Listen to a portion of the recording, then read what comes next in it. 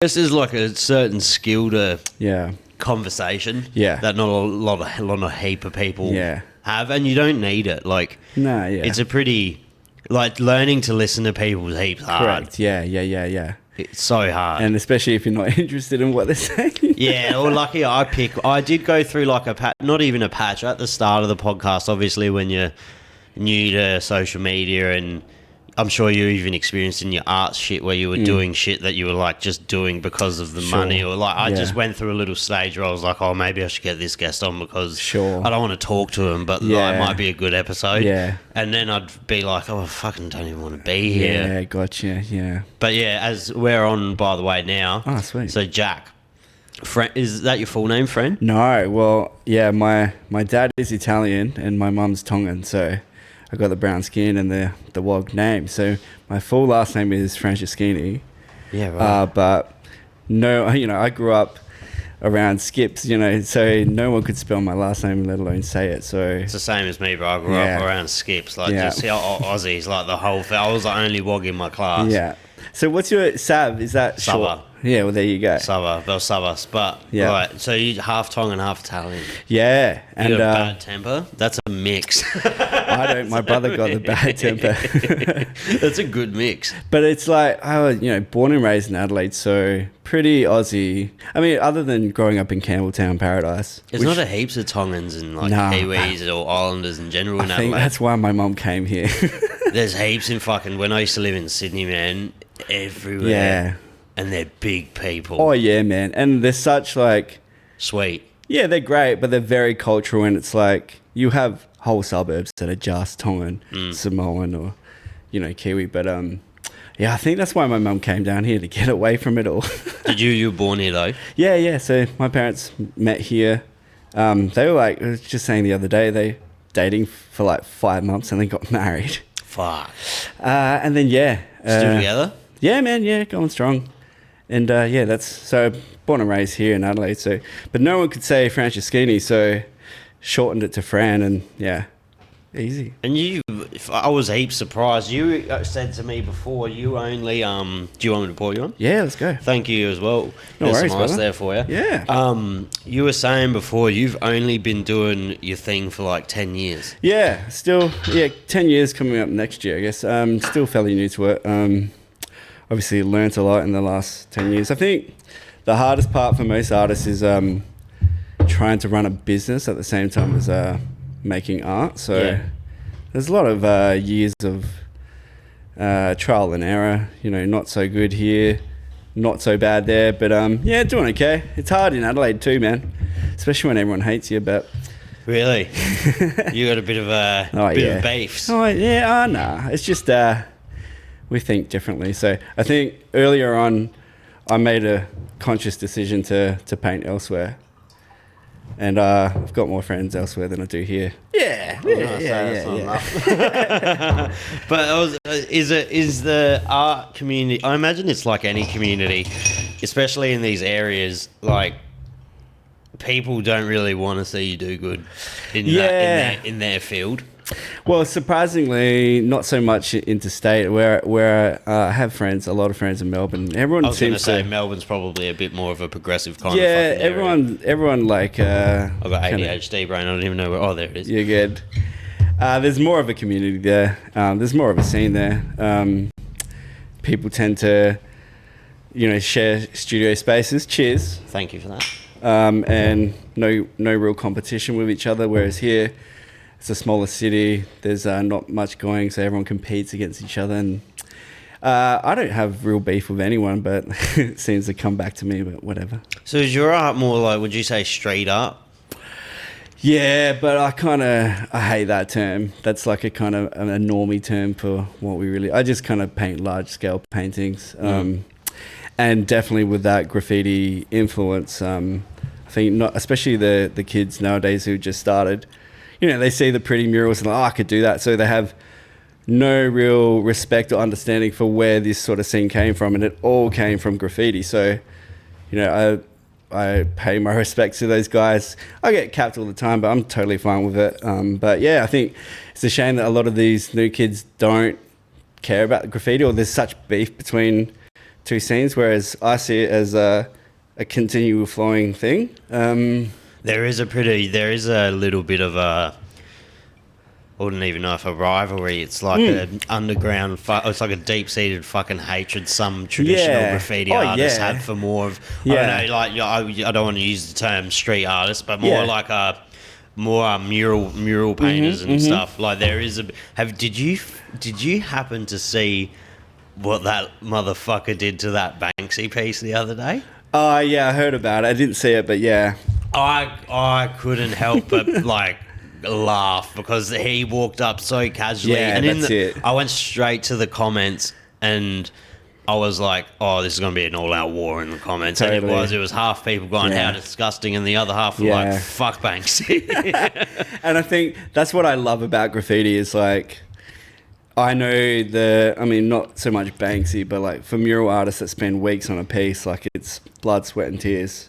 And then for some guy to just come up and like, fuck this, I own the street still, and then boom, just cap it. Like, I love that. I do know what I see, but obviously for people who don't know who Banksy is, would be the biggest, whatever the fuck you would call him at this point. Probably the most like household name when it comes to like this sort of thing. Yeah, and he like if he puts a piece up on your wall, there's people that cut off chunks of their houses and that's the kind of irony of Banksy is like he's so anti-establishment, but like he's the establishment. He is now, yeah. But it's like it's like with anything, you can start off with that kind of thing in goal in mind, but then you will reach a point to where you're now the authority. Totally, and I think.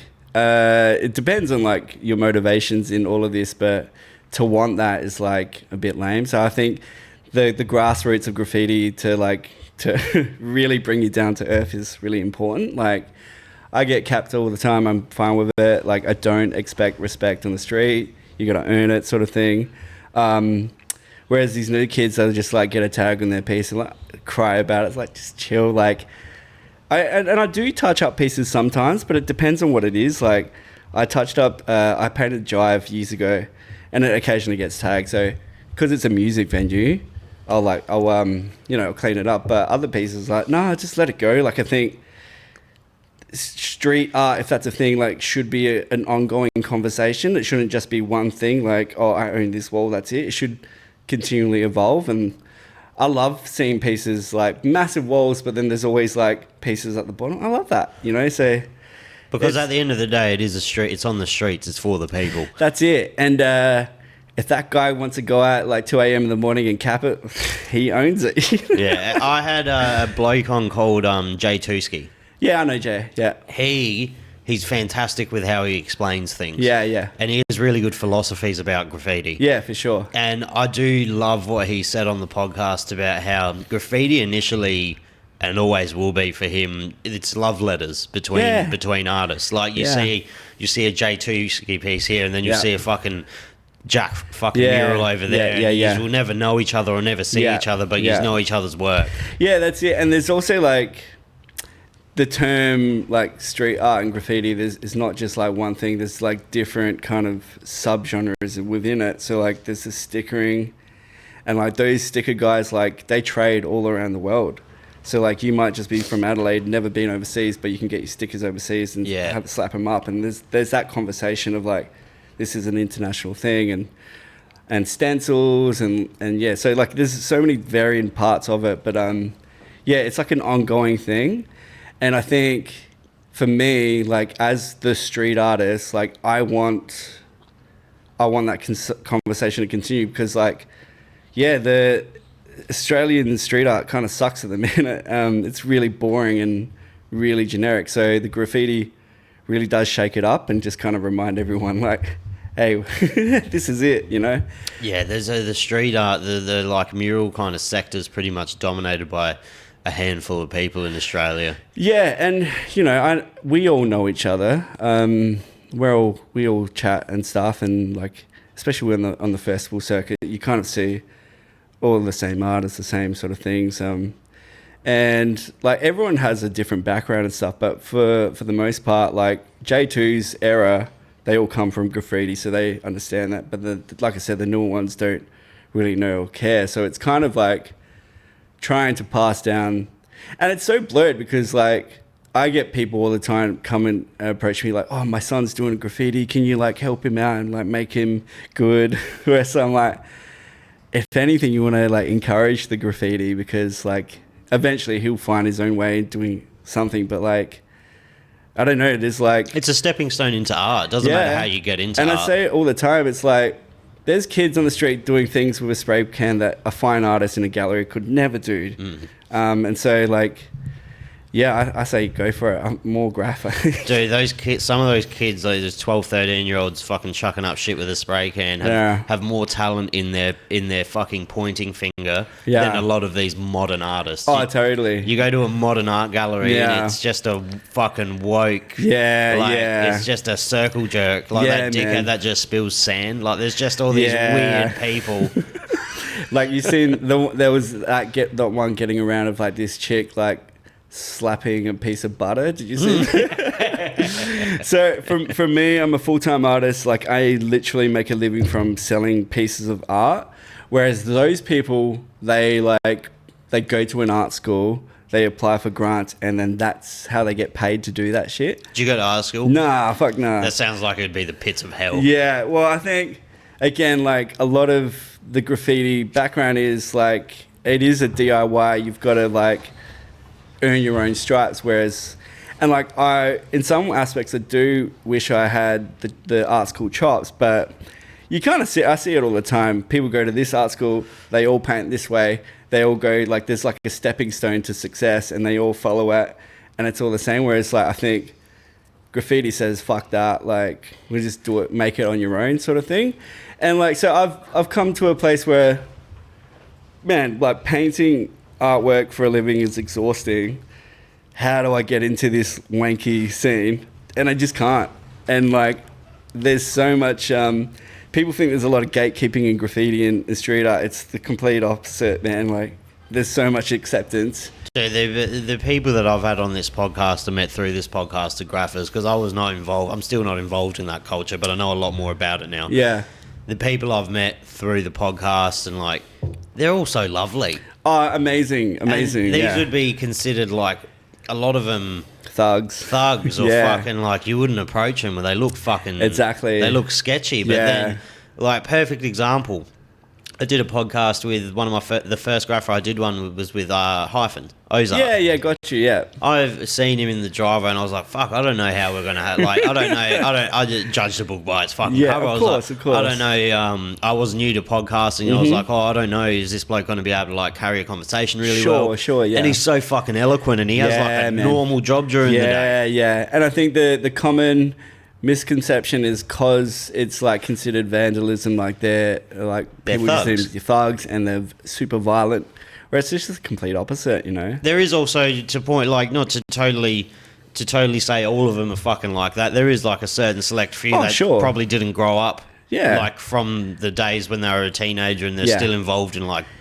beefs between certain crews and this and that. And I get that. Like it is you can see the difference between like someone who just wants to like wreck shit, and I'm okay with that, and then someone who actually wants to pursue it as an art form, and I'm okay with that too. But like, I think you gotta there's a whole like different influences, different reasons, motivations for doing it. Like, you know, when you're a kid and you're doing it, it's because you just want to break the rules and you want to do something sketchy. Whereas if you're older, you've got wife and kids at home, you're like, there's probably like a real philosophical reason why you're doing it, like fuck the system sort of thing. So like, there's completely different motivations for everyone. But I do fucking really have a deep affinity with trained panel graphers. Yeah. I don't know why. It's just such a crazy thing to enjoy. Oh, totally. It's kind of a shame that like there's not much in Adelaide. But that's another thing. Like, so when I'm out painting in public, you get these common tropes, the common questions, and like the old people will be like, oh, this is so nice. It's better than that graffiti's trash, and you know, that sort of thing. But then you get like this older guy in his 40s, and it's like, oh, do you paint trains? Oh, I used to paint trains. And then they like pull up the photos and like, yeah, I used to write this and that. It's like, oh yeah, cool, man.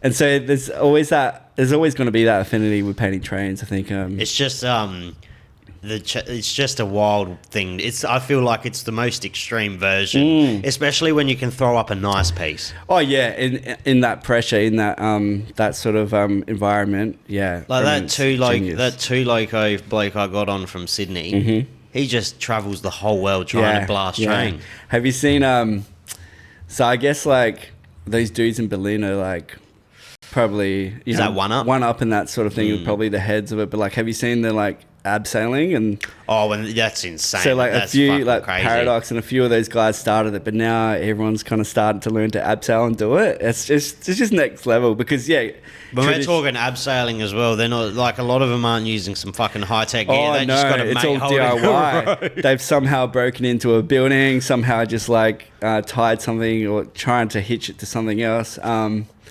then just gone for broke. Like traditionally graffiti is like at the bottom of a building, or if you get into a roof spot, that's as high as you can get, but then these guys just figured out how to let's abseil down and just paint pieces. It's amazing. I know, and it's like I see that as incredible, whereas like most of the people that I would work for hate that stuff. Where I love it, and that's the sort of thing that influences me and motivates me to keep going. Whereas I think for a lot of people, it's just the money. Like it's so weird in Australia. Everyone kind of paints the same. Everyone looks the same.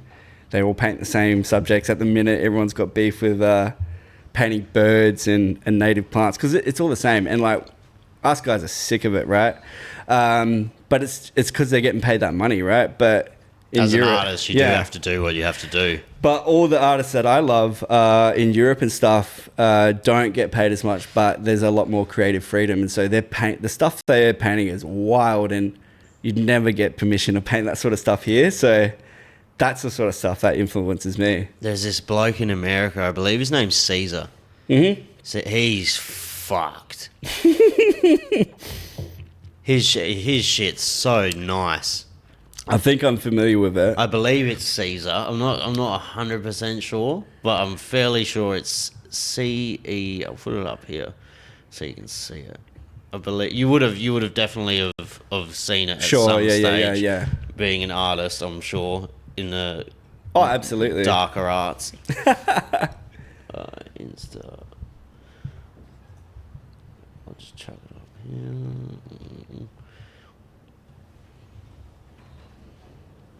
Oh, we have to talk about these fights. Oh, we will. We'll get straight onto that, actually. This bloke here nice. is a fucking freak. Yeah, that's cool. His work's just so fun. And he still does. I don't know if that was illegal. I imagine that would have been like a legal... I don't know. It's hard to say if it's legal or not. But that's whatever it is. Dude, that's so nice. He is really fucking smooth with the and can, man. It's fun and it's creative, like the Snickers bar. Well, that's just so good. I love that. That's when I feel this is like the perfect example of when graffiti meets fine art. Yeah. Oh, totally. Yeah, can obviously paint, but like the subject matter says it all. Because like, dudes get stuck in...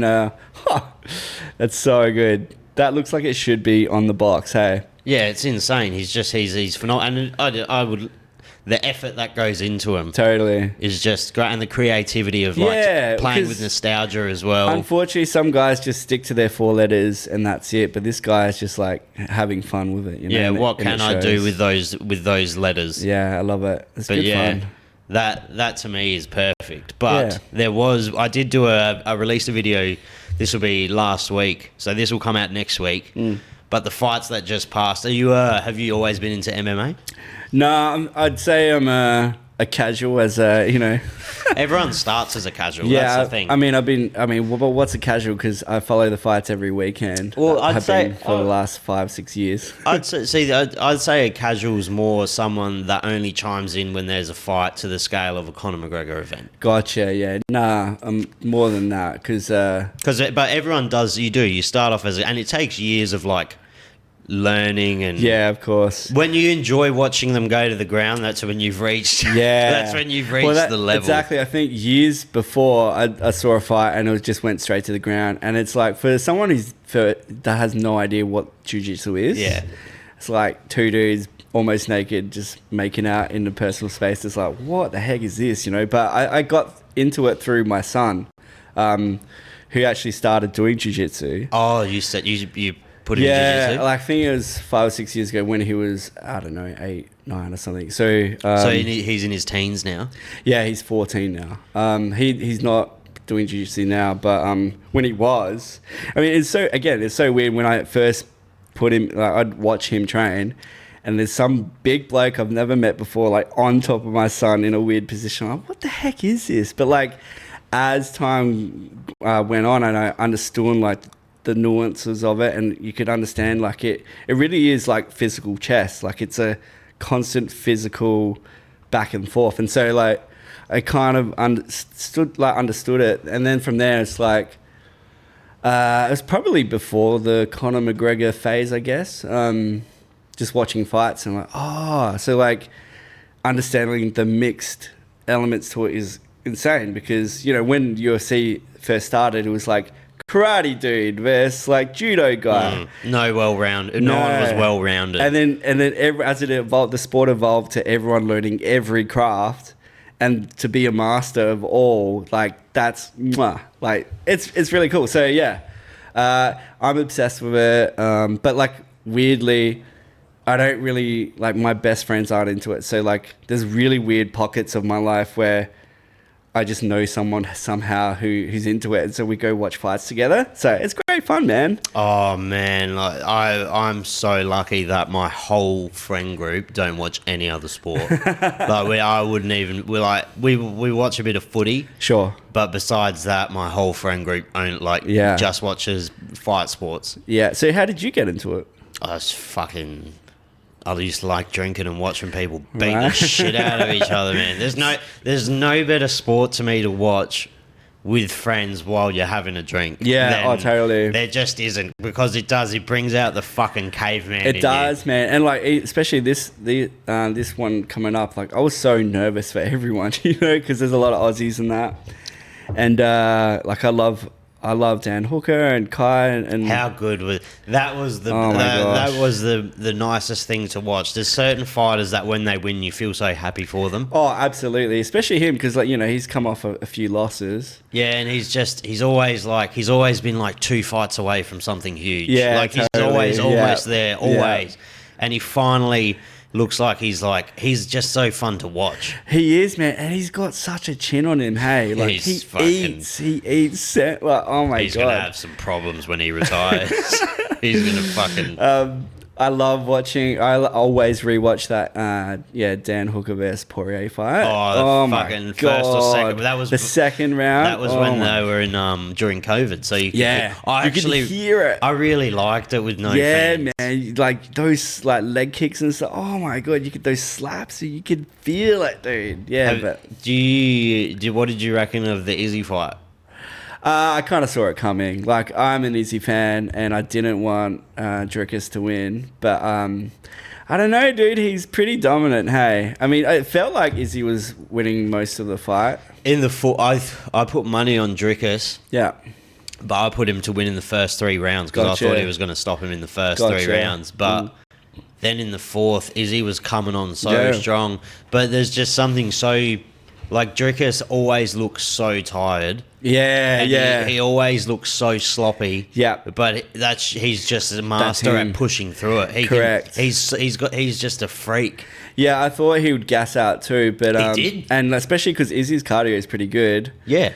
It's just one of those things in that moment. Like, he tried to do the Max Holloway thing and, like, come here, dude, and then seconds later subbed. Yeah, it's just fucking one of those things that people always forget that Izzy had a massive kickboxing career before his MMA career. So he's not like in fighting years. He's not a young fighter. Yeah. And it's every time this kind of thing happens, it's going to be harder and harder for him to get back on the horse. Like, this was his fucking whatever 10th or whatever straight title shot. Yeah. Like, this was another title fight. It's exhausting. Now he's going to go back, and this next fight won't be a title fight. Then if he loses the next fight, then he's even further away and further away. That's it. Well, this is the thing. Like, even in the last year or two, like, all the rankings have changed. Like, yeah, all of my favorite fighters like are starting Usman's to. gone. Ngannou's gone. Like, those 3 African kings are gone. It changes, and like you kind of like love these guys, and it just like continually changes, which is great for the sport. Like, it's always. It just sucks to see your like, because I feel like the last generation of fighters were my generation of fighters. Yeah, gotcha. Like the Poiriers, the McGregors, the Gaethjes, the Usmans, like all of those fighters, they were my fighters. Totally. Whereas like if you go back to like say a 45-year-old that watches MMA or a 50-year-old, the Chael Sonnens, they are all their fighters. Whereas like all of these guys, they were all my fighters. Is that middleweight with Gaethje, Poirier? No, that's oh my god, Khabib's weight class. Yeah, 155. Islam. So Islam, Gaethje.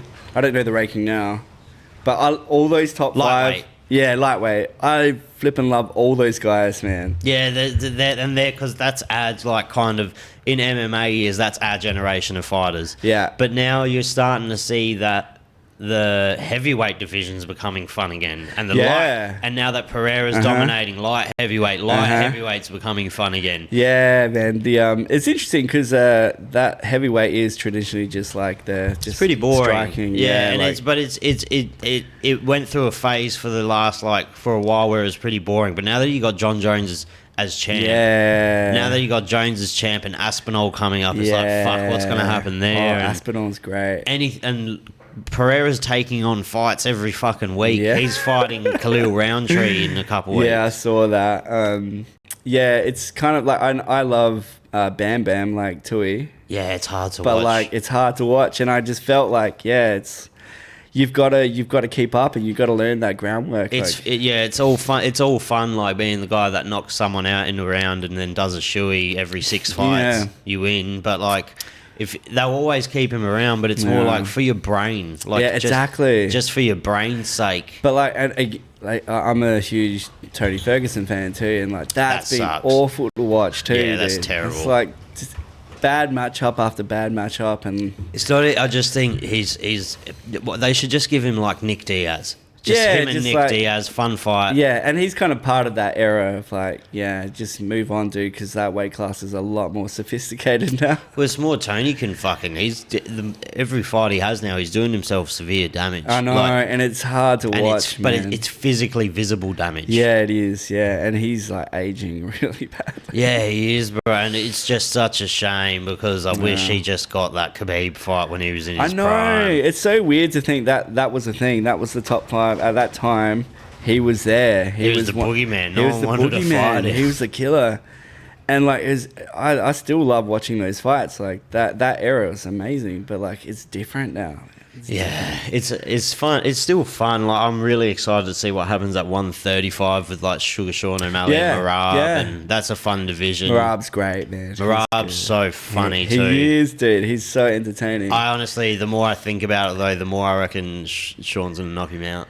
Yeah, I think like I'm actually not a huge fan. I love Cheeto, and so that last fight I was that was a masterclass. Oh my god, right? And so I think that really converted me. I'm like, actually, he knows what he's doing. I can still hear that fucking knee he landed on. Oh my god! Do you know the one I'm talking? Yeah, man, of course. Cheeto's chin's fucking insane. Oh, insane! I love him, but yeah, there were levels, right? And like, it was Sean's night. Yeah. It was just Sean's perfect performance. Yeah, so, but that is what's that, bantamweight?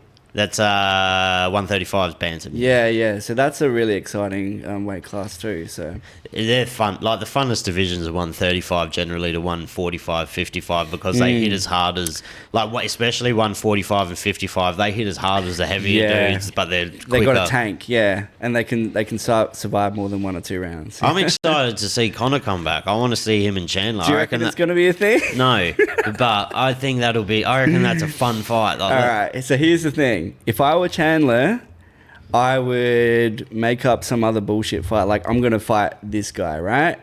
To get Connor actually... Draw him out. Right? Because I think the whole side has been one-sided toward Connor on his terms, on his weight class, on his time, right? But if Chandler would say, fuck you, I'm bored with you, I'm done with waiting for you, let's let's go on, let's move on. Then Conor might be like, oh, all right, come back, you know. It's easier to say with the fucking. I don't know. Connor's always. He's in a different fucking. He's in a different world. And he's in a different lawsuit every 2 weeks. It's kind of fun to see, but also we just want him back in the sport. Anyone can talk shit about Connor all they want, but as soon as fucking the Foggy Jew by Sinead O'Connor starts playing and he starts walking out, Everyone's a fan. You're either fucking watching the TV or you're trying to find a live stream of the event. And like will still draw a crowd, and everyone knows that, I guess. And that fight, matchup wise, with Chandler, that's his best matchup in the division. For sure. I love Chandler. Because one of them's going to go to sleep in the first round. That's going to be such an exciting first round. I mean, that... Connor can still fucking hit really hard. Oh, yeah. He probably doesn't. His cardio's probably shit. He's probably he can't move as well as he used to. Sure. But if that absolute fucking gorilla hits you once with that left hand, you're fucked. You're done, for sure. It's a gift, dude. Like like you said, he could be just drunk 24/7, but when it comes to it, in that moment, he could still got what it takes. And everyone shits on Connor for how he lives and stuff. Oh, you give me fuck it. Give me the money that he has. Yeah. And I grew up better than Conor McGregor. For sure. McGregor grew up really fucking poor. Yeah, exactly. So if you gave me the money and exposure to fame that he had, I would be 100 times worse. Oh, I'd be an absolute cunt. I'd be dead. Care. I'd be dead. Like, and everyone's like, "Oh, he's on coke." Of course, he's on fucking coke. Wouldn't you? What else do you do? Yeah, it's so silly to say. Yeah, I'll be fine. It's so fun. Money does change people, right? 100%. And every time everyone's like, "Oh, I'm going to be smart about it," yada yada yada. Like, look at people who win the lotto. Like, it changes them. They lose that money straight away, right? But I think for him, he's got that fuck off money, and he does whatever the hell he wants. He fucks off with it. Cares? Like, bro, I'm going to look... If all of you all know how much I fucking adore Morpeth Vale in the South. Mm-hmm. If I ever make some fuck you money, the first thing my Greek ass is doing is getting out of fucking Morpeth Vale. It's so good. It's funny though. I think money does change people, but like it can change you it will change everyone, but you can still remain the same person. Oh yeah, 100%. You can still remain the same, but it gives you that fucking no, I don't want to do that today. I don't want to do that. Like, well, I often think like for us slugs, like doing the 9 to 5, we have to earn the money. You have to say yes to shit. Yeah, if you had the opportunity to say no. Like, of course you're going to do that stuff because you can just do whatever the hell you want. And it's even like when you hear like all these horror stories, not horror stories, but you hear of people never meet your heroes or whatever that quote is. Sure, yeah.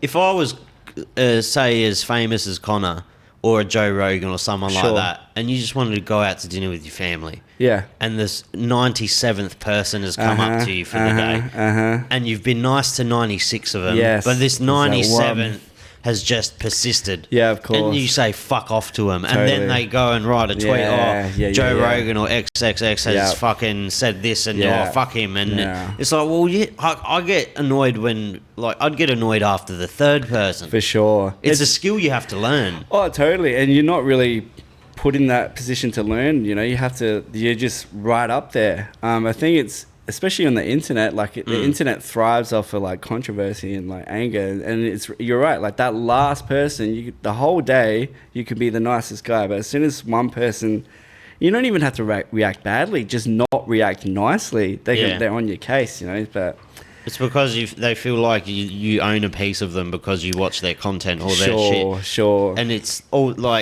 it's a tricky one. People going off at Spaniard for having a go at them. Just leave him alone. Bro, he's fucking in jail for fucking 10 years. Leave him alone. He's not an approachable person as it is. He doesn't want to. He doesn't want to be bothered. No, that's it. I think it's interesting seeing him and he goes into the hoods and there's hundreds of people coming out and worship him really, but he doesn't want that. There's a point of you want that, you want to feel good, but then it's like you said, 90 to 100 people a day, or in his case, hundreds of people. Yeah. fucking leave me alone, dude. And it's like, what was that quote off of fucking Breaking Bad? It's everyone can be poor, but you got to learn how to be rich. Exactly, yeah. And you're never given the tools. Like, basketball players, because I follow basketball, like They get full kids. they do now, like financial planning. They go and to stuff. like a course. Yeah, they do now. But back in the day, like there was nothing. It's like, here's a couple of $1 million. You're a kid from the ghetto. What are you gonna do with it? Yeah, I watched my first basketball game during the Olympics, and I used to fucking shit on it a lot, but it's quite fun. It is. It's quite fast paced. I watched the Australia Serbia game, which was pretty fun. Yeah, that's heartbreaking. And the America France grand final, which is because I always like watching Steph Curry. Yeah, gotcha. Yeah, it's one of these things of like, in Australia found out like you could be winning the whole game, but if you lack in a little bit, and that's what they were doing. They were just a bit show offy because we're 20 points up or whatever. That when that little fucking dude scored. Patty Mills? Right at the end to level it up. Oh, to take it into overtime. Yeah. I was like, okay, that was fun. Yeah. Like, that's a fun fucking... And it's interesting for Australia too, because like historically the NBL has sucked and it's been really lame, but now it's kind of... Some really good Australian players though. Yeah. And it's really picking up momentum. And so like being in Adelaide, I'm a 36ers fan, and so we go to games like... Are they good? Is it fun to attend? Yeah, it is. So, like, last season we had a bad season because, like, the coach was not getting along with... here's the thing with the Sixers, too. There's a whole bunch of stuff behind the closed doors with the management. And, like, the fans know it, the players know it, and it's that awkward sort of elephant in the room. But we got a few trades, and we got this guy, DJ, from Sydney, and he just changed things around. And so, all of a sudden, it started to become fun to go to games. And so... He stayed on board, and a few others, and and we changed the coach and started to build a new team, and it started to feel good because it's the end of the season now. Season starts in a few weeks. And then all of a sudden last week they sacked the head coach who was the guy who kind of picked up the crumbs from the last guy. And so it's super controversial. All the members are like, fuck this, what are they doing to our team, you know? So it's kind of like... It's hard to watch, but like, because you're a fan, like you still go. And like, I'm hoping that this team's going to be good this year, but I don't know, dude. I'm forcing myself to try and get into basketball because I don't like soccer. I can't do soccer. Sure. I don't mind footy. Yeah. But a lot of people I know like basketball, and I haven't seen why. I was like, why? But then I watched it and I was like, they are really fucking athletic. Yeah, and like the closer you get at a game, like it's actually really athletic, and you can see like it is a non-contact sport, but there's so much contact, and there's so much like you have to be physically strong, and they're huge dudes, and it's super like, because it's so fast paced, like you can move like that, and that's like you're a tech foul, that's off, you're gone, or you can like do that and then save the game, you know. So like it is fast paced. It's learning the fouls. So when I was watching it with people that watch basketball, and I was like, okay, why the fuck did that just stop? And they're like, okay, because they touched the arm. And I was like, so you're not allowed to touch the arm. And when you do, it's the fouls that make it more unapproachable. Because I was like, why the fuck's it always stopping? Yeah, that's right. Yeah. But now that I know, it's not that bad. But like, I tried to get into it since I did the podcast with this bloke called Tyson Beck. Okay. So he, do you know who that is? Rings a bell. Tyson Beck makes really, really, really high-end trading cards. Oh, he's from Adelaide. Yeah, yes. So no, he does like collabs with Steph Curry and got you. Yeah. Like fucking all of these really elite basketball players, NFL players. He's done one with Volkanovski and Pereira. Yeah, that's Khabib. right. Yeah. I know. He was just telling me all these stories, and I was like, fuck it. And he loves basketball, and people who love basketball, like, live and breathe. Oh, totally. They're very similar to MMA fans. Oh, totally. And I will follow like the NBL because it's kind of easier to follow. But like I have friends who are like diehard NBA fans. You don't watch the NBA? It's just too much, dude. There's like blooming.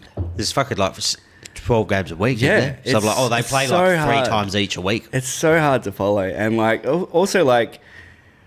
Players trade like every other week almost. It's very confusing. Like I don't understand, and they don't have salary caps and shit. So they just got like these stacked fucking teams. And what I find like kind of off-putting is like for most part, you will support a team in most sports, right? And then all the players will fucking jump ship. That's right, exactly. And so, like, my son, he's obsessed with it. Like, every other week it's a new team because this certain player has gone to this certain team, and then next week he'll probably, because, you know, the best option for them is to be a free agent and just to roam to where the money is. But, like, how can you be loyal to a team when you're loyal to a player and they're switching up? That's like, where's LeBron now? Yeah.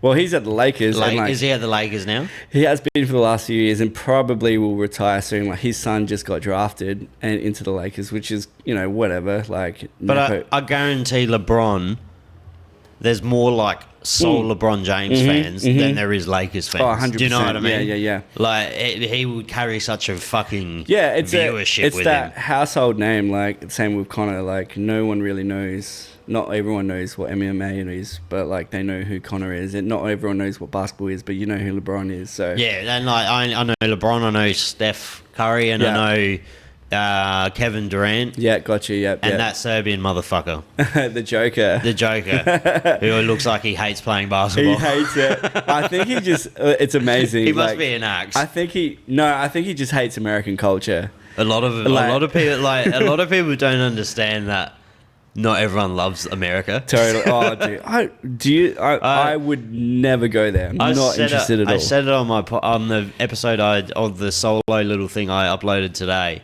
I was supposed to be in Vegas last week for the ADCC and like all the jiu-jitsu competitions because I had a friend competing. Yep. And like, if it wasn't for that, I would never go there. Yeah, totally. But it's not like I wouldn't go there now. Like maybe 10 years ago. Yeah. But it seems like I would go to maybe I'd go to Texas, but like California, LA, that just does not interest. It seems so fake and shit. Totally. Yeah.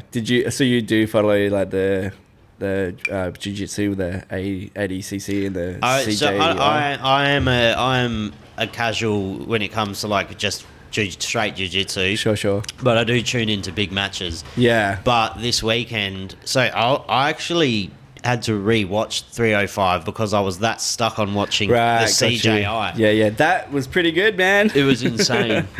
It was insane. And Craig is he's such an interesting character. He's from up here, mate. Yeah, he's I know. from fucking the southern suburbs of Adelaide. Exactly. I love that, you know, and he's just gone and made a whole thing. And that But you can tell from his humour that he's from South Australia. Yeah, oh, absolutely. Like, if you... he has the most South Australian sense of humour. I love it. That Americans can't... Nah. They don't understand it. I love it. And, like, it seems to be doing better. Like, I don't know, again, I'm a bit of a casual when it comes to the jiu-jitsu stuff, but like, like Gordon Ryan and things like that, like Little Mikey and stuff. But, him and Gordon are going to kill each other. Oh my God. Have you seen, do you follow Craig? Yeah. Have you seen his story today? Yeah. So there's some shit that went down. And Craig's always had like, allegedly, not that I know the full story, but I've heard that Craig has certain information about certain people that will just fucking crumble them. Yeah, gotcha. And that's what they're arguing about. Right, gotcha. Because Craig's like, fucking, do you want me to fucking say this, and this? Does not give a fuck. And Gordon's just like, I'm going to tell everyone how you fuck trannies. And he like literally puts up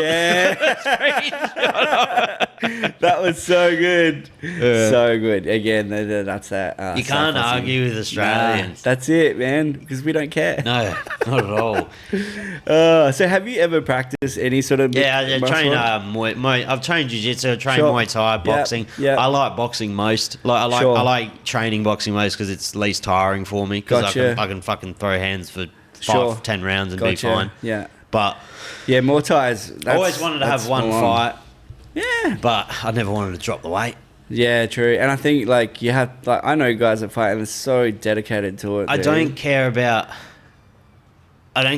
winning enough. Sure. Yeah. Yeah. Like, I'm not losing doesn't. Yeah. Like, I'm not, and I know very, very, very high level fighters. Sure. and the thought of losing cripples them. Yeah, gotcha. And I just don't have that in me. Yeah, I'm not even... Which I don't know, it could be like maybe a bonus because I don't think I'd get that much anxiety about it. But Yeah, like they get so stressed about it. And like their whole life revolves around it. Even if you're like... It's so hard to be like just an average amateur, then get a few wins and then become a pro and then to step it up full time. Like it's a fucking tough way to make a gig, man. It's so tough, man. And like it's years of dedication and often doesn't pay off, you know. It's hard work. You must have had some form of natural talent in you if you've only been painting seriously for 10 years. Because when I went to Adam's Westside Mushies and he showed me that painting, I was like, fuck. That's elite. Cheers, man. Well, like I'm gonna steal that. That was like probably 3 or 4 hours because it's in the live painting set, like Is that watercolor as well? Nah, it's just like we just use house paint. Oh, really? Yeah. Because in the large scale mural thing, it's just all like house paint or spray paint. And, it's really good. Oh, cheers, man. But like, yeah, I think heaps of open white, obviously canvas, but I think it suits it really well. Yeah, exactly. Like I think. Yeah, you learn a few tricks here and there, but I don't know if I'm talented, more just like hardworking. Yeah, it's a tough thing to like talent, hard work, like fucking hard work trumps talent. Oh, totally. But like also you see hard workers get nowhere. It's also really frustrating when you see someone with an actual natural ability that doesn't put any effort in. And so lazy. It's funny, frustrating, and like perplexing. Like this guy's an enigma. Yeah, there's just fucking nothing going on up here. Yeah, that's it. He's just smashing it. For me, like I was always into art and would always draw and blah blah blah, but like never pursued it after high school. It was like I had a really bad art teacher. Just the typical tropes of like art teacher. Yeah, art teacher, like could never really take it, and then always like she was probably realizing now she was probably like a failed artist that become a teacher. And then she just like brought all that bitterness into her work.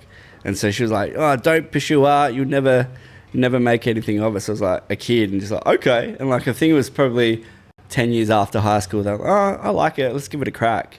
I wonder if you could get any funding or like to go to schools and hold like graffiti workshops for kids. Yeah, there's a lot of that. Is there? There is, but it sucks. Fucking hate it too. Yeah, it's their way of saying like, look, we tried, but I hate workshops, dude. Yeah. There's only so much you can teach in a workshop too. Yeah, and like it's, you know, especially if you got like a group of 10, 20 kids, half of them don't want to be there. And just, especially if it's aerosol, they just like straight away, you know, right into the thing. Oh, for fuck's sake. But like, I did a workshop a few months ago, and you know, there was kids that stuck around, and like I was there for a whole 8 hours, and this kid, like, especially one kid, just like, he just like would not leave. Even they had lunch breaks and they'd leave for the day, and he just like kept on hanging around. I'm like, oh, you kind of like are into this, hey? He's just like, yeah, I want to finish this with you. I'm like, oh, that's cool, man. Because yeah, again, I never had that as a kid, but like, yeah, for every 20, 30 kids that like hate it, whatever, not interested, there's always that one that's and like, that makes it worth it. Yeah, and like especially this school is like a I don't know how to explain it. It's like a school specifically for kids that just don't want to don't fit in the system. Yeah, and so like for him and all the teachers was like, whoa, we've never seen him like keen to do anything. This is like cool. And like for me, like I failed in art classes all the time, but like that's the only thing I could do. But it was just that format of like, this is a classroom, these are the grades you have to get. That just never stuck with me. So yeah, it took like a decade after school to be like, oh, let's just give it a crack anyway. Do you have a website where you sell artwork and shit? I did. I've just put it down recently just because I'm working on it. But like, yeah, last year I was just selling prints like they're going out of fashion, which is not. I've done it prints in the past, but do you sell originals as well? Yeah. Oh yeah.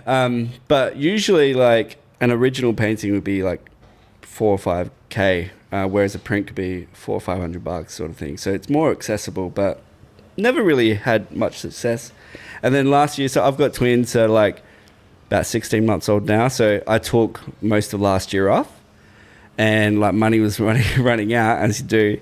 So I was sleep deprived and just started doing prints because I can't go out and work. Can't do paintings because it takes so much focus. Whereas prints is like do it once and then just knock them out. And somehow I just like could pay the mortgage with it, which is sweet. So yeah, man, this art thing is so weird. Like I think very sporadic and almost stressful money-wise sometimes. Oh, absolutely, man. Like I've been in a place where I've earned more than 6 figures, been fine, and then coming off the last few years, like have really big projects that postpone or just go. So you had like 6 months of like scheduled work just go to nothing. And so all of a sudden you're unemployed for 6 months. So you got to figure out how to do it. Have you ever done any like MMA canvases? No, I haven't. That would be fucking... I should. And I think there's a few guys that are doing it, but like they're not really onto it. You can tell they're not really fans. If you could paint me like a 1.5 by 500 landscape, I'm talking... like the Last Supper, but with MMA. All right, so who are your top 5, say, of all time? John Jones. Sure. John Jones, Charles. These aren't my top 5 that I think are the best. These are my top 5 that I like. Sure. Yeah. So like Charles Oliveira, John Jones, Alexander Volkanovski. Of course. Oh, you gotta put... I enjoy Conor McGregor. And 5th would have to be... It's hard. It's so hard. I'll come back to it. Yeah. Well, I'm the same. Like, it changes all the time, I guess. It's so hard because it does change. Yeah. But John Jones is my favourite fighter of all time. He's just... Again, he's that enigma. It's like stupidly talented... a bit of a party. I like that he goes out and gets fucked. Yeah. That's what's endearing about his story. That's right, exactly. That he's fucking he's loose as shit. So, like, you always hear rumors of him retiring, but what would you think would be the best fight for him next? Like, would it be... If he beats Aspinall after Stipe, it just cements... It's like... What do you think about him versus Pereira if Pereira were to go up? Try to get the trifecta. I love that fight I would come so hard. I love that fight so much. Yeah. I honestly think Pereira has a really good chance against him too. I think so too. It's crazy to think that John Jones will beat him, I feel, but... We'll see, man. Pereira's a big boy. He is, like, just naturally. And if he doesn't have to cut any weight whatsoever, and he's going up in weight, and he's hitting even harder, all he has to do is touch Jones 2 or 3 times, and he's going to fucking sleep. That's right, exactly. I mean... And Jones gets hit. He's getting older. He's slower. He's bigger. Like, he hasn't fought enough with this body style to work even with that Cyril Gane fight, it was like seconds, you know? Like, yeah, that doesn't count. Yeah, it doesn't count. But that's also so impressive. I know. And, like, you see on Cyril Gane's face the disappointment of, like, fuck. I lost to John Jones. And like this, I've worked up to had all the fight camps just to this moment, and that's how I lost. As of I believe it's the 1st of October, they're allowing 12-6 elbows. Really? Oh, yes. About time. About time. They're abolishing the rule, and John Jones wants his loss overturned. Oh man, he's gonna. Oh yeah, and he'll probably make up for lost time too, and just go out there. Boom, boom, boom. Yeah, they're allowing that, and they're officially changing what a downed opponent is.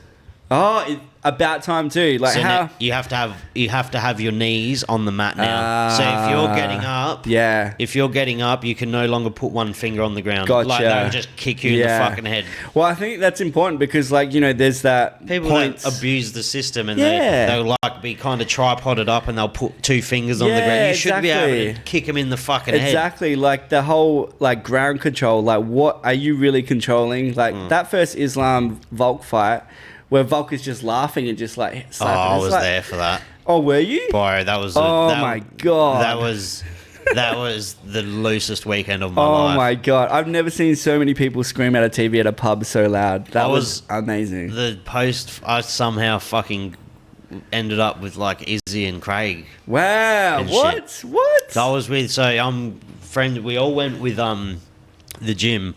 and the jiu-jitsu coach at the gym is Adam Jones, which is Craig's brother. Oh, cool. Amazing. So we What? went, and so we all got invited to go to Volk's after party for Oh free. my God. And that's I was amazing. so drunk. Because the fight started at like 6 a.m., yeah, 7 exactly. a.m. Yeah. I fucking woke up at 5 and started drinking. Oh my I God. was fucking blackout drunk by like 7:30 a.m. Yeah. Damn. What's it like actually? Because I've never been to a fight in like real life. Is it? I mean, versus. It's a better viewing experience at home. Mhm. Like if you want to, for sure. It's never fights really aren't the best to watch live. And you but like at home, you've got the commentary. And, you know, it's a whole thing, and you're comfortable, but you don't have the atmosphere like being. no, Yeah. like.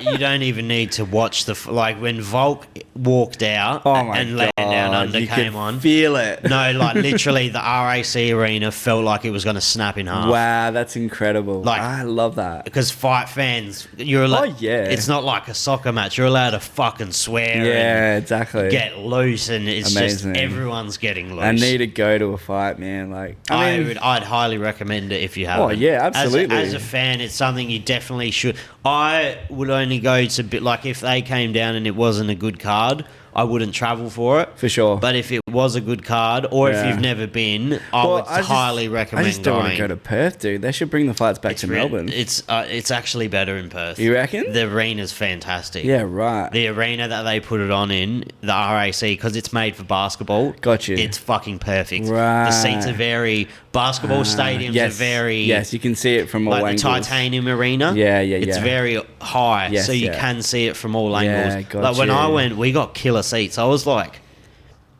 I would have been only maybe like 15 metres from the cage. Wow. 20 metres. Oh my God, dude. Logan Paul was like 9 rows in front, or whoever the fuck it was. Yeah, it was Logan Sure, Paul and one of his those ones. business partner. He was like Sure. 9-10 rows in front of me. Wow, what the heck? Yeah, I got to do it. I have a friend who's seen a few fights. Like, she now lives in the States, and so Do it and pay the extra $800 oh, absolutely, or $1,000 and get good tickets. Like when Because it does make a huge difference Oh, absolutely. when you're amongst it, and it's actually more beneficial to be further away so you can see into the cage. But if you're close, the atmosphere, it's fun, and that's where the fighters are. So Oh, once the exactly. fighters all finish their fights, or Oh if my fighters get invited, gosh. that's where they all are. Heck yeah, yeah. Oh, you got to do it. You got to do it. Yeah. Yeah, because I remember my son used to be heaps into WWE, whatever it is, the wrestling. So when they came, That's fun too to go to. yeah, well, we went to the MCG, and it was kind of like, yeah, do you pay for like these? They did it at the MC. Oh yes, they did. Yeah. That would have been huge. It was huge, man. Like, do you pay for the tickets just to, whatever, or you go on the ground? And so we went on the ground. It was like epic. Like, I'm not even into it, and I was like, this is amazing. This is the best thing I've ever seen. I can't. They can't do fights in stadiums like that.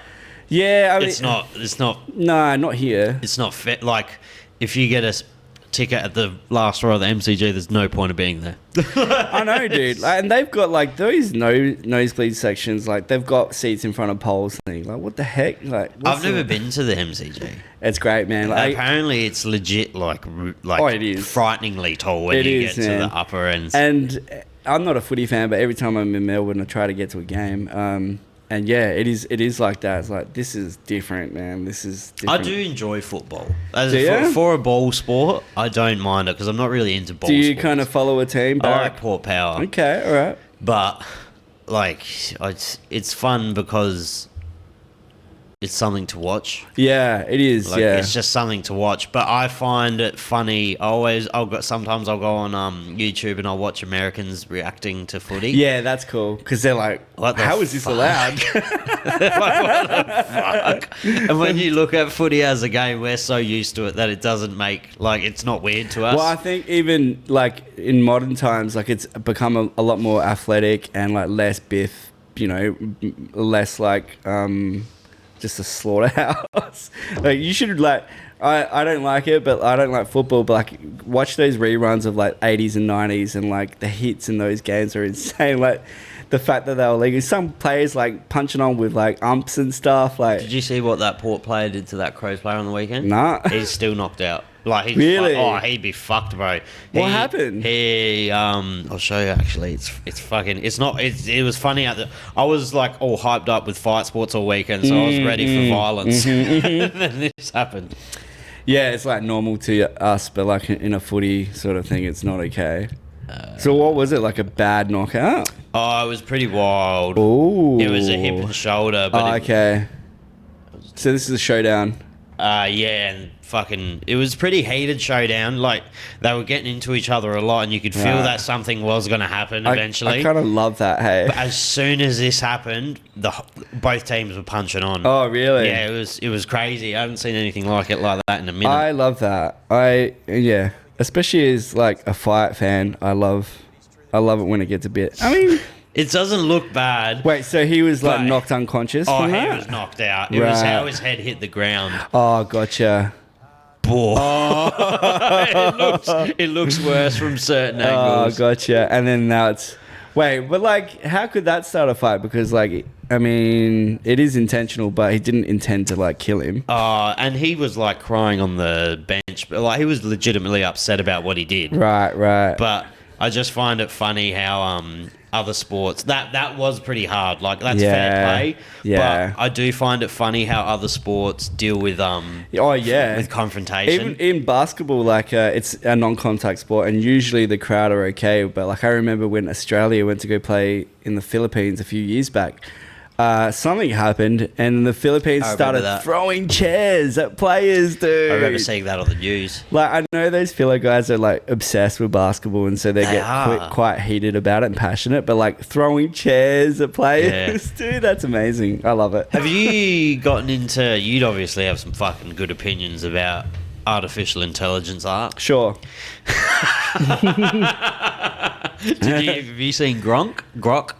No. That's the new one. Oh, okay, yeah. Is that the one that Twitter? Yeah, Elon's done that one. And it's fucking... Is it? Indistinguishable almost. Really? It's pretty fucking crazy. I subscribed to it because it's $19 a month. Sure. And there's a free trial. Sure. So I wanted to do it for this episode. Sure. Just so I could show you. But for some reason it wasn't working. Okay. But there is... Wait, generate... So I use Midjourney for designs that like... So this is better. Is it? Yeah. Okay. This is... The hands aren't weird. And it can do text. Okay. Like, you can do a picture with text. Sure, gotcha. Because, yeah, Midjourney tends to, like, get that clumsily. But I kind of like it because it's clumsy and dumb. No, wait. I don't reckon it's work. And this one only takes about 10 to 15 seconds. Right, okay. Oh, my God. Okay. Wait. Mine's working now. Okay, so you can give me a prompt. Well, see, like, that's different. In Midjourney, you got to do, like, / imagine, blah, blah, blah. So prompt. So give me a prompt. Can it be explicit or no? It's not. It can, yes. Because you can't imagine.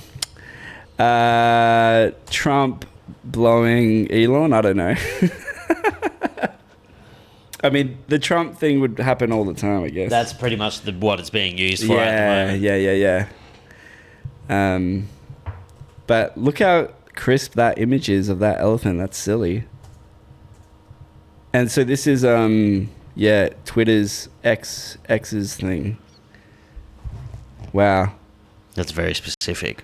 Oh, I won't let it do it. Why not? Oh, because it's like... Yeah, gotcha. But there is someone here that are borderline like... Yeah, I think you can like... I seen one of Trump in a plane heading towards the towers. I think if you learn the ins and outs... You have to learn how to talk to it. Like, yeah, exactly. Like, so in Midjourney, you're not allowed to do anything explicit, but like a friend of mine like figured out how to like just do like pretty explicit things. So this is interesting. Like, it's written up a whole thing, and then it's like put in articles too. And it's very quick. Right. Gotcha. This is the first time I've been able to use it though. Oh wow! What the fuck? What the actual fuck? That's fantastic, isn't it? So I think like for me, like I utilize it for designs and to and to you just make things quicker, right? I want to use it for thumbnails. You can. Why not? Because I don't know. You have I thought you would be more adverse to it. Nah, because I think I get into arguments all the time, but like it's gatekeeping. If you don't want to use it, you're a gatekeeper, because like especially within like the portraiture, like fine art sort of scene, years ago, like you'd have to have someone insert and like paint from life, right? And then photographs became a thing. You could paint from photographs. I didn't think about that. And the same people saying you can't use photographs are the same people saying you can't use AI. I think at this point, like AI is not stealing from anyone. It's a learned thing. So it's learned how to do these things. So God knows where it came from, but it's a really specific thing too. Like, I think for me, like, because I'm kind of aware of that. It still needs to figure out the people. Sure. But this one, definitely, they have been patching it because they did have huge problems with the not safe for work content. Gotcha. Yeah. And fake stuff. People were doing some shit. Yeah. And it was looking very realistic. Well, I think that's what the beauty of the internet will always do that, right? I'm pretty sure you can do like marijuana's fine, like, but because Disney is trying to sue now because there's heaps of and Disney do not let you do anything with any of their IPs. I think they recently let go of some of those rules. I think. Really? So that's why it's been allowed a bit, but honestly, what the heck? How good is the handlebars? But the thing with AI is you do have to learn how to talk to it. Yeah, that's it. Yeah, and I know with Midjourney, I know how to get around. I don't actually like use prompts. I will like blend my own work together. Oh. Yeah, and so that's how like I find it refreshing, because it just gives me a different perspective on what I should or would do. That's fucking fantastic. How realistic is that? That's hectic. But honestly, I can see, because I've been around it for a bit now, I can see the difference between AI and what's not. And you're a trained artist though, like to the if you just type in ultra realistic male with portrait with green skin, I reckon you'd be out if you learn the prompts. Some of the pictures I seen, I was like, no one would be able to know. Totally. Just no one would be able to know unless you were an artist and you could pick up on blemishes not being where they should be. But I've seen like artists who have like their work has been inspired, like the AI has used their work to use the prompts, and like even they can't really tell like how did you get from that. Dude, from my work, I can't wait. I'm getting my sleeves done in November. Sure. One of my sleeves. I want them to use this shit for my sleeves. So who would you go? Do you have tattoos? Yeah, I got my whole body done. I just don't have my arms. My arms are the only spot I have left. So wait, back, like torso, everything. Wow. Yeah, it's from my toes to my collarbone. Covered. Yeah, ass, everything. I like the non-visible ones. So Mum just didn't want me to get my arms when I was younger, but now that I'm older and I know what I want and I found some good artists. I'm keen. Use the prompts, if they're keen to use it, do it, because it's quicker. Do you have tattoo? A few. I'm not like that though. There's some tattooists in Adelaide now that are fucking phenomenal. Oh yeah. Have you seen Jaden Pengilly? Yeah. So him and a bloke called Troy Slacker collabing my arm. Oh, nice. Yeah, Troy does more anime color work, and Pengilly's obviously more traditional black and grey realism. Yeah. So I'm gonna get both. I'm gonna get black and grey realism, but I'm gonna get Troy to do massive gap fillers in full color. Yeah, nice. That's cool. Like that's a multiverse kind of thing. I'm like super into like trad jap, so I want the back butt thigh. So my left arm, I'm getting this bloke called. He's from Sydney. He does traditional Jap, but he does Australian culture. Oh. So he do like a snake head, but with a TN. He's really good. I've never seen that or heard of that. That's cool. His name starts with an That's hilarious. He's fantastic as well. He Yeah. does. Yeah, he would do like those like traditional tigers and shit, but with like hoodies on, like Nike hoodies and shit. It's a good play on it. How you going? I know. Tattooing has changed so much, hey. And I Oh. think for those Edgel, that's the one. of my friends that are covered, they're just going in for more layers, really, because there's a lot better work now. I'm gonna get some removal. Yeah? Yeah. Oh, dude. I got my back done. It's not too bad. removed? Wow. I got it so I could tattoo my whole back. I had one tattoo in the middle of my back. Oh, gotcha. So I wanted to get rid of that so I could get my whole back done. Years ago, I went in with a mate. She's a tiny little thing anyway. And she had one removed on her neck. She's like, "Can you come and support me?" And like just the slap of the zap. I didn't mind it. And she was like cringing every time. Like, oh, fuck that. This is cool, man. This is good. Yeah, he does some cool shit. Oh, that's amazing. Where is it? He does some Yeah, I love traditional Japanese. Yeah, but he mixes it with like shoe culture and shit. Yeah. Cool. That's cool. And I don't have any traditional Jap tattoos. There you go. And like that. That's fucking That's cool. dope. That's cool. Love it. Edgel. Where's Shout he out to- from? Edgel's from Sydney, I believe. Outs to Edgel. That's dope. He's fantastic. Yeah, I kind of want to go the full trad route and like do the tabori, like the. But then also like fuck that. That's just such a fucking slow way of getting yeah, tattooed. well, I think like tattooing is a ritual, and like there should be like that. There should be some pain involved. Yeah, some suffer. like honestly, like fuck those guys going under, like getting sleeped just to do a whole back piece. So I had a bloke on called Sherman Inc. Mm-hmm. Sherm, and we were talking about numbing cream because I'm a big advocate for if you can't sit a tattoo, don't get it. Same. Like 100%. and that's not me being a fucking purist or an ableist. If you Sure. can't do it, then you should not get it. 100%.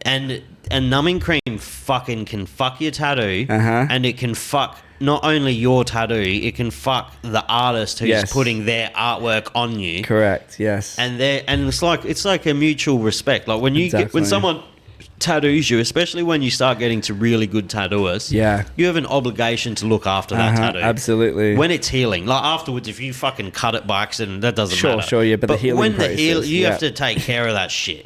So and you have to mitigate most risk of that getting infected because you don't want to make their work look like shit. Absolutely. It's like how annoyed would you fucking be if you gave someone a painting for $4,000 that you worked really hard on, and you saw them take it to their car and fucking throw it in their boot. Exactly. You'd want to fucking hit them. Exactly, dude. Absolutely. And I think it's such a cop out to actually not go through the pain because like it's earned. I feel like tattoos are earned, and there is that bond with that artist. But like if you can't handle the pain. That's really smooth, by the way. Told you, dude. That's really nice. So yeah, I haven't been drinking a lot for the last sort of 6 months, a year, but like whiskey has always been a thing. As I get older, I like it more. Yeah, well, I used to be. I first started as a wine drinker, and then it into beers, like heavy IPAs and stuff. And then I can't handle any of it now. My stomach's like, nah, you're out. So whiskey is just like the thing you can sit on forever, and like it is a bit wanky. Well, I am a very, very, very quick drinker. Mm-hmm. So drinks like this slow me down heaps. Yeah, exactly. Which is good. Yeah. Because I can't nail this. Yeah. Like, I physically can't. Or if you can, you're done. Because I know if I, and like I still, because I'm pretty newish to drinking like a whiskey neat or just without a mixer. Yeah, well, I'm barely even ice sometimes. Even I have to put ice. I still do. Nah, I'm good with it. I like it cold. And like, because I got into it, understood how it's made, and like, there's it's really wanky, but if you go to certain places, they'll give you like a drop, like a water droplet, and you can put in like 2 or 3 drops of water in, and then that's it. So what it actually does is like, it releases the oils in the whiskey, and it gives it a completely different experience. I had that bottle of Johnny Blue. It was a cask edition. It was fucking expensive. That cost me over $1,000. And it was like a special cask edition or something. I got ripped. Gotcha. But it was we opened it and I looked at the best way to drink it, and we drank it on the pod. Yeah. And it was with water. Yeah, yeah. Like literally, or do you put, or even just put one ice cube in there and let it melt? Just let it melt, yeah. And it did make it heaps smoother. Totally. But that's probably because he was diluting it a bit. I mean, yeah, for some people, I'm not into like the rise, like the Japanese stuff. That's I fucking love Japanese whiskey. Do you? That's what got me into whiskey. Well, that I just get lit up straight away. I love it like that. Habuki, yeah. Or there's one with like a samurai on the bottle. I think it starts with an S. Shinobi. Shinobi. I think it starts with an S, and it's got a samurai on the bottle, or a tattoo kind of painting. Yeah, gotcha. That it's so smooth. It is, but that like because it is so smooth, I just tend to nail it, and then I get lit up straight away. So you like the burn? I love the burn, and I used to love like the smokiness, but I can't stand that now. See, because I don't have any smokes left, but because I'm a smoker, there really isn't a better feeling than smoking a whiskey and having a cigarette. That's a good feeling. Oh, that's a really good feeling. My next phase is going to be cigars. Oh yeah, fuck yeah! Because I'm not a smoker, but like get a few drinks into me. You have one? Woo! Yeah, man, I love it. Do you know how I know I was getting old? I went to a rap show 2 weeks ago, and I was smoking a cigarette out the front, and this little 18-year-old woman comes up to me and goes, "As if you still smoke those fucking analog cigarettes." Analog? And I was like, that's wild. Dude, the whole vape thing has gone out of hand, hey? I find myself getting like, if someone's got a vape around, I'm like, it's like a new addiction. Totally. But like, yeah, I'm not a smoker, but if I smell someone smoking around me, I'm like, oh, it smells delicious. Give us a go. And it's kind of thing too, when you get older, it's harder to get drunk sometimes. And so like you can drink 10 beers and be fine, but like you get a cigarette into the mix and for me, I'm done. I'm cooked, so. But yeah, it's the whiskey thing is like, it is wanky like wine is, but like you just like what you like and that's it. I don't mind red wine. I used to, and being from SA, like we're all wine drinkers. I can't drink white wine. I used to love red and then hate wine, and then I got into white, and then now I can't stomach either. Was that just literally like? I just felt bloated, and then I got into beers. Like beers is my drink. Yeah, it is now, but it's not because like. Again, I just get so bloated because I drink heavy beers. See, I got into a craft phase for a while. Sure, yeah. But now I just like normal beer. I just like Great Northern, easy to drink beer. Lager. Yeah, just a nice lager. I do like, there's so many craft beers, and there's like the next one's just as wanky as the first one. Like they're trying too hard almost now. Sure. I think like I'm a big Pirate Life guy. I love those guys, and I love the brews and. So, Adam from Westside Mushies at his event he had the other week, had on that No Idea Brewing. They have this corn lager. I think it was. Yep. That was probably the nicest craft beer I've ever had. Smooth. Like the smoothest. Gotcha. But you could also kind of taste the corn. Yeah. Like, I mean, it's like bourbon. Like, so this is a Scotch, but bourbon is made from corn, so it is. I can kind of. Bourbon's sweeter. Yeah. Oh yeah. Yeah. Like that. Yeah, it's all sweet, but I kind of like. I'm like you in like I want my beer to taste like beer. Yeah, I don't want it to. I don't mind. It has a time and a block. I like Guinness. I like thicker, darker beers. Oh, yeah. I do like darker stouts, beers. Yeah. And I love sours. Yeah. Oh, okay. I fucking love sours. I like them as like a palate cleanser. I love acidic flavors. Yeah, gotcha. So like I love really acidic food as well. I love that. Little Bang have this face inverter. Oh, that thing's fucking wild, bro. I love it. You can only have one of those though. And I mean, Pirate Life, their sours are great. They're acai ones. Yeah, that's something I can drink all night. Yeah, exactly. They're great, and I love Pirate Life. My favorite beer is the Mosaic, and I only got into beer through a friend, and he's like, just bang your lips around this, and it's just like Flavor Town. So, but like they are heavy. So you can only probably have one or two a night. Pirate Life did fucking so well. Good on them. Shout out Jack. Like they're great, dude. I love those guys, and they're like family to me. I just went there the first time. Oh really? like a month and a half to 2 months ago. Oh, really? In the port? Yeah. I painted a few pieces there. Fucking fantastic there. That's great, man. It's good. And I know the head chef, Rocky. Shout out, Rocky. Yeah, they're great, dude. Like, what I love about... Such a good day drinking spot. Oh, it is, dude. Like, I think they really... Like, a lot of businesses that, like, get bought out just, like, buy a yacht and see you later. But those guys really knuckled down on their culture and really knuckled down on, like, how do we make not just beer, but, like, a whole culture around An environment, yeah. Exactly. And so everything, especially at that spot, is really, like... really well considered and thought through. Yeah, it's a fantastic day trip. Oh yeah, totally. Especially because it's at the port. It's just like in the middle of nowhere. Yeah, and you just feel like you can just let loose a bit. You know, it's great. But yeah, I can't really drink it as much as you know.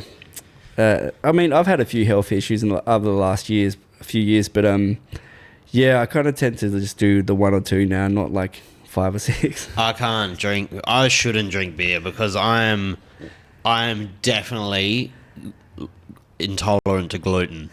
Yeah, right. But I refuse to stop eating gluten. Well, that's the thing. Like, I used to get super bloated on like just pale ales and things like that, and like I'd be like, oh no, I can switch to something else and I'm fine. But like honestly, like a few of them, and like my gut is so bloated. And like, why am I doing this to myself? Yeah. And you just go, I'm never going to do this again. And then next weekend, same deal. Yeah. It's like that. But I won't keep you for too long because it is a school nights night. No worries, man. But, so do you have any big plans in the future? When will your website be back up? I'm going to leave the website for a bit. It's more kind of focused toward business. Big, I've always got big projects, but like I'm really cautious of like letting it out into the ether because I want to keep it under wraps, but kind of evolving. Like I'm a musician too, like I grew up playing music, and so I'm trying to bring music into the visual arts too. So yeah, there's a bit of like mix of everything, and yeah, but you know, the thing about my work is like the bigger the projects, the longer it takes to plan, and often things just go to the wayside. So yeah, I should be doing these big things, but aren't. So I'm just working on my own sort of things too. Do you do commission based stuff? Kind of, depending on what it is. Projects you like. Yeah, totally. It all depends on who it is and what for, but generally no, because people, you know, you get stuck in that trap of like painting someone's dog, and you know, I'm not into that sort of thing. But if it's cool, like sure. But I'm really keen on bringing the music back into my work because like I grew up, like I listened to your podcast with Crafter, and I grew up in the punk and hardcore scene. So oh, really? Yeah, so like we all idolized him, and it's cool hearing him talk about music and life after music and stuff. And so bringing elements of music back into my visual art is kind of where it's at. Is that what music you're doing? No, actually. It'll vary, but like I've just recently got into like this kind of industrial electronic like doom stuff. Like I'm not into electronic stuff. It's like always cyberpunky? No, kind of like it's just industrial, so it sounds like it's, for me, it's like the most intense thing. It's just like that sort of thing. It's like it's really scary and off-putting, and I kind of like it because like when you listen to heavy music, it kind of plateaus at a certain like how heavy is heavy, you know, and like there's a certain point of like that's another breakdown, cool story, you're in drop E now, cool, whatever. But this for me is like, whoa, this is another level heavy. So it's kind of that. Are you going to go to Parkway? Nah, I mean, if they were to play that first EP, that's sure. What they're doing their anniversary. It's their anniversary tour. They're doing their old stuff. Really, just the? All right. I don't know. I don't know what they're doing, but I know it's their anniversary tour, so they are playing all their old things. So I used to go see like Prom Queen and Parkway at an Enigma bar for like $10, you know, like that's so funny. And that was an every weekend sort of a deal, you know. So like, and then as soon as they got big, I kind of stopped listening to that music because it kind of got, you know, and now it's super stadium rocky. Live, like Crafty was saying, live setting is probably legit, but for me, I just like the old stuff. I was trying to hear Carry On. That's all I yeah. I think I kind of stopped listening to them after that sort of deal, so that would be sick. Yeah, I've had on this bloke called Peter 42. He used to be in a band called No Apologies. Okay. Oh yeah. Mm-hmm. Yeah, and so I wasn't a metalhead. Right, gotcha. But my ex at the time was. Right. And she's like, have you ever seen the Parkway documentary? And I was like, nah. Which one? The first one, the Viva La Underdogs, I think, on YouTube. Sure, yep. And we was watching it, and I was looking at my phone, and I was like, fuck, I know this voice. And I looked up, and it was my mate Pete. And he's like talking about Parkway, and I was like messaging him, why the fuck are you in the Parkway doc? He's like, they're my best mates. Oh, what? Amazing. I've known him for I fucking knew him before they were even rocking, and So I was like, good. what the fuck? It's amazing to see, like, When I met Crafter, I was like, oh, this is crazy. Because I heard of him. Yeah. But then I took a picture of him in my shed, and I had like 20 people message me, like, why the fuck is Michael Crafter in your shed? Dude, like, and then because, you know, he's a lot older than me, when I was going to shows and stuff, I was a kid, like, we all idolized him, and like that sort of, those guys were gods to us, you know. He's a great dude. Oh, yeah. And it's amazing to see, like, Prom Queen and Parkway. Obviously, Parkway blew up a lot more, but like, it was like, you're always proud of the fact that, you know, they're grassroots and you were there from the start. Have you heard of Speed? Oh, yeah, man. They're fantastic. They're coming at the end of the month, I believe. Yeah, we'll go to that show. And it's an all-ages show, so I'll bring my son to that for sure. Is it? Yeah. So, yeah, like, they are more traditional, just straight-up hardcore.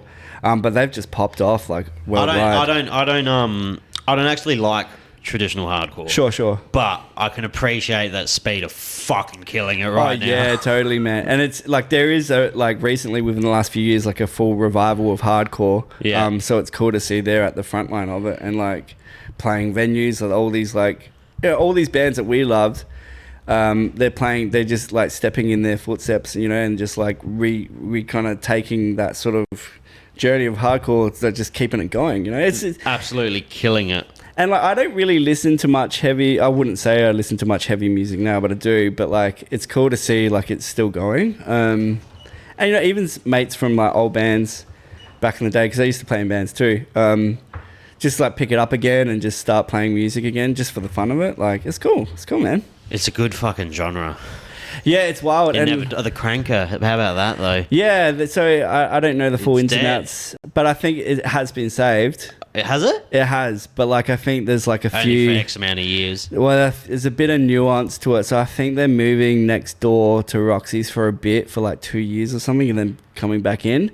And I think the plus side is like it's now going to be like a known live music, you can't fuck with it sort of thing. On the catch with like, you know, it's whatever, it's going to be shut down for 2 years for some. But like I think it's a staple, you know, especially in Adelaide. Like I went to shows there like 14, 15 sort of thing. And so like that's like really it's an institution in Adelaide, you know. And it's a fucking shithole, but it's a good shithole. Like it's a shithole in the best sense. Dude, it used to be worse. Like I don't know what it was like for you, but like that shift between like smoking indoors to not smoking indoors. I love smoking indoors, it's bro. like the pubs changed so much. Show, actually, I don't know about smoking indoors. You cop a fucking cigarette to the eye. You just remember just walking in, the carpet sticky. Like I wasn't a smoker, but your clothes would reek of smoke. Like, and then when it went to like no smoking, it just completely changed. I'm like, this feels sterile. It's changed. It's fucking gentrified. Yeah, that's it. But like I think, it's it. You know, it's a shithole, but it's our shithole, and leave it alone. Yeah. So, yeah. But yeah, man. It's been fun. Cheers, man. I appreciate you coming on. We'll get you on for a fight companion one day. Let's do it, man. Is there any cool fights coming up soon? Marab and Sugar Sean are fighting at the Sphere in Vegas. Oh, so that's actually going ahead. September... Wait, is this September now? Are we in September now? Yeah, just the Or start. August? Oh, no, we're at the end, near the end of August. So. Yeah, September 10 or 9th, I believe. They must be putting a dump load of money in that thing, right? What's it going to be like? It's for, oh my God, what's a Mexican holiday? Mexican Independence Day? That's what they're doing it for. Yes, yeah. I don't know why they're headlining it for Mexican... what's the gimmick with it? Is it like the fight that the screens will be the thing? I'd hope so. Yeah, because why else would you do it? Well, I think as a viewing experience, I don't even know where they're going to put, because it's more like a theatre. It's not. Yeah, it's not surround. No, what I believe is they put the fights there, but then when you're inside the Sphere, the whole inside is a screen. Okay. So you could maybe it's like a 360 view of the fight, like That's on the so wall. weird, I don't know hey? I don't know. I'm very interested to see how they do it. Uncle Dana Cinco said, de Mayo. yeah, that's the one. I think Uncle Dana said it's a one-off thing. Like they're only going to do it once. But if it'd be a logistical fucking nightmare. It would be. I don't know. Maybe they can rearrange it so the ring is in the middle. But because I don't know how else you would have that besides the whole. Because I know the inside's like a fucking screen. Yeah, that's right. Imagine what the cost of tickets would be to that. It'd be hectic. Surely. I don't reckon it's a massive venue. So the smaller the venue, generally the bigger the ticket price. Yeah, of course. Especially with that. Especially it's a one-off. It's not that great a card either. Right, but that's the next best one. I think, yeah, for sure. And then I believe it's Whitaker and coming up. Oh man, I love Rob so much. I mean, I used to love. We used to call him Cum Shot, but comes up. He's like a dickhead now, isn't he? I think it's because he linked up with that old mate, that military guy, the Chechenian. Yeah, the president of Chechnya. Yeah, yeah. I think it's because he. Well, he's not allowed to fight out of Dubai. Exactly. So it's like, what's the point? Exactly. And a few of those like daggy guys are like that. So I used to like him, but like now it's like, and never takes fights, always pulling out of fights. And the crypto thing, like, come on, dude. Yeah, he scammed all of his fucking people out of crypto shit. But I love Rob, and like I think he deserves the next title shot. Well, Drickus said he preferred to fight Rob than, but do you know what? Sean. Rob could beat him. Oh, I think so. Absolutely. That's a good matchup for Robert. That's a fun fight. And I love Rob, man. If Rob won the title again... Oh, amazing. The turnaround. And then Izzy puts his hand up, I'll fight for the title. No, of all people deserving of it, it's like him. No one. I hope he gets the title, and I hope he fucking throws his gloves in the middle of the ring. That's it. Exactly. He's like, I'm done. Yeah, like Poirier wanted to do, but never got it done. But, yeah, Poirier, though, that was as good a last retirement fight as you ever have. Exactly. He should hang it up. Against Islam, like, he lost the fight, but he had good moments. He fucking almost beat Islam Makhachev. I don't really think Islam is that good. So he's not as good as Khabib. No. He's more well-rounded, but he's not as dominant. I think his last fight was looking like it could have gone anywhere. He's going to lose. Yeah. He will lose one day. Absolutely. He will lose. Khabib was a freak. Oh, yeah, absolutely. Oh, dude, I still love watching those highlights of him talking to Conor. It's like, he just he can't comprehend in his head what the fuck he's saying. Exactly. Let's talk now. But I do appreciate you coming on. Cheers, man. We'll do it again. Let's do it. Thank you.